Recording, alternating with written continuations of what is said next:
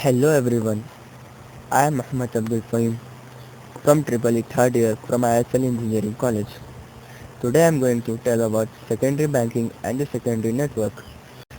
So, the banking of the distribution transformer, that is parallel connection, or in the other words interconnection of the secondary sides of two or more distribution transformers, which are supplied from the same parallel feeders, is sometimes practiced in residential and light commercial areas where the services are relatively close to each other, and therefore the required spacing between transformers is little.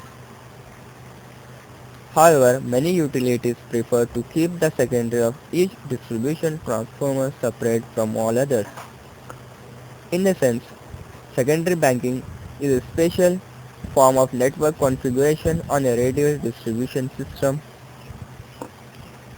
So, the advantages of the banking of the distribution transformer include the following are, and the first one, the improved voltage regulation, reduce, and second one, reduce voltage dip or light flickering due to motor starting by providing parallel supply path for motor starting current, and the third one, improved service continuity or reliability, and the fourth one, improve flexibility in accommodating load growth at low cost. That is possible increase in the average load of a transformer without corresponding increase in the peak load.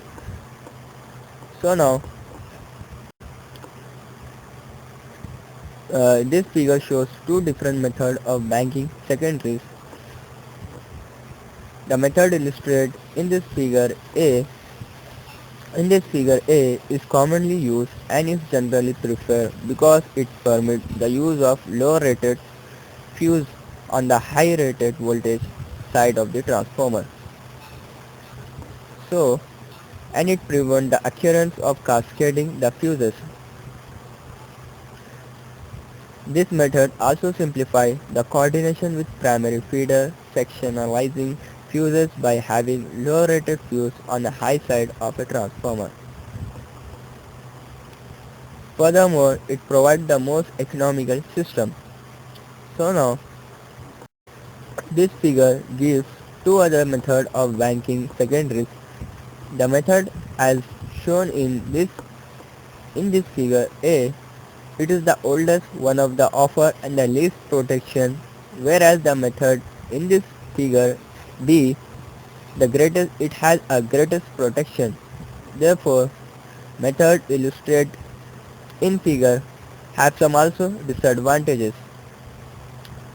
Today, due to aforementioned difficulties, many utilities prefer the method given in this figure B, having special distribution transformer known as a completely self-protecting bank CSPB transformer has in its unit a built-in high voltage protective link. Secondary breaker signal lights for overload warning and lightning protection. So, CSPB transformers are built in both single phase and three phase. There are two identical secondary breakers that trip independently. So now, they independently of each other upon excessive current flows. In case a transformer failure, the primary protective link and the secondary breaker will both open. So therefore, the service interruption will be minimum and restricted only to those consumers who are supplied from secondary section. This is in fault. However, all the methods of secondary banking have inherent disadvantages. The difficulty in performing TLM to keep up with changing load conditions. The main concern when designing a bank secondary system is the equitable load division among the transformers. It is desired that transformers whose secondaries are banked in a straight line be within one side of each other. For the other types of banking transformer may be within two sides of each other to prevent excessive overload case in the primary fuse of an adjacent larger transformer should blow. Today in general, the banking is applied to the secondary of single-phase transformer. So all the transformer in the bank must be applied from the same phase of a primary feeder. So here are some disadvantages of the first one is the requirement for careful policing of a secondary system of the bank transformer to detect blown fuse, and the second one is the difficulty in coordination of second fuse, and the third one furthermore method illustrated in this figure B has additional disadvantage being difficulty to restore service after a number of fuses adjacent transformer having been blown. So now the secondary network. The, the secondary network, generally speaking, the most of these secondary systems are radial design for some specific service areas, like example downtown areas or business district or some military installation hospital, where the reliability and service continuity consideration are far more important than the cost and the economic consideration.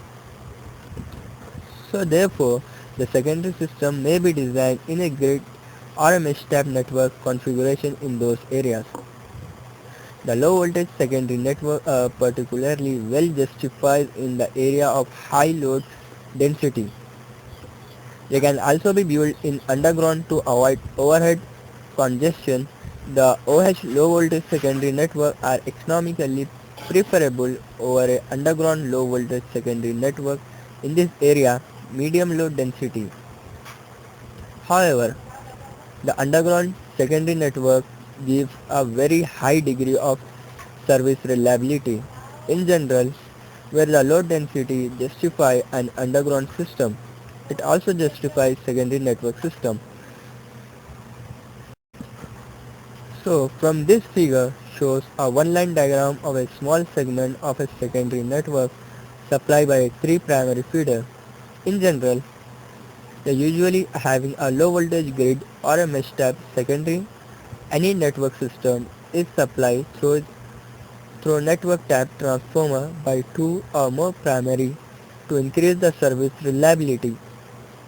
In general, these are radial type primary feeder. However, the loop type primary feeder are also in use a very limited extent. The primary feeder are interlaced in a way to prevent the supply to any two adjacent transformer banks from the same feeder. As a result of this arrangement, if one primary feeder is out of service of any reason, the remaining feeder can feed the load without any overloading and without any objectionable voltage drop. The primary feeder voltage level are the range of 4.16 to 34.5 kV. However, this is tendency toward the use of high primary voltage. Currently, the 15 kV class is predominating. The secondary network must be designed in such a manner is to provide at least one of the primary feeder as a spare capacity together with a transformer to achieve even a load distribution network of the transformer and a minimum voltage drop in the network. The network transformer must be located accordingly throughout the secondary network. As I explained previously, the smaller secondary network are designed based on a single contingency, that is outage of one primary feeder. However, the larger secondary network system must be designed based upon double contingency or second contingency, that is having a two feeder outages. Simultaneously, according the factor affecting probability of occurrence of a double outage are as this follows, and the first one is the total number of primary feeder and the total mileage of the primary feeder outage per year, and the third one the number of accidental feeder outage per year, and the fourth one scheduled feeder outage time per year, and the fifth one is the time duration of a feeder outages. So Thank you.